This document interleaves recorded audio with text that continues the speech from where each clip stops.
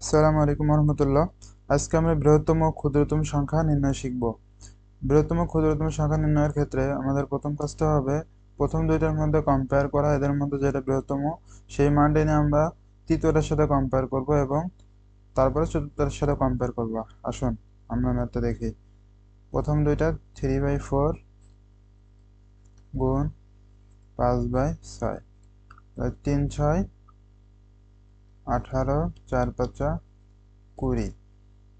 এদের মধ্যে বড় কোনটা? 20, তার মানে 5/6।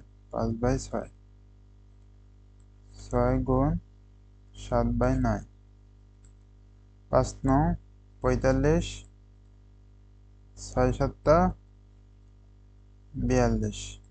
দেখুন এদের মধ্যে বড় কোনটা? 45, 42-এর মধ্যে 45, 5/6 এটা বড়। তাহলে 5/6 গুণ 8/11, 5 11 55, 6 7 48। দেখুন 55 48-এর মধ্যে 55টা বড়, তার মানে 5/6। তাহলে আমাদের কাঙ্ক্ষিত অ্যান্সারটা হবে 5/6। এই ধরনের অঙ্কে আমাদের প্রথম কাজটা হবে প্রথম দুটোর মধ্যে কম্পেয়ার। তারপর আমরা যে এখান থেকে যে বৃহত্তম মানটা পাবো সেইটা আবার 3 নম্বরটার সাথে কম্পেয়ার, এবং যে মানটা পাবো সেটা আবার চতুর্থটার সাথে কম্পেয়ার।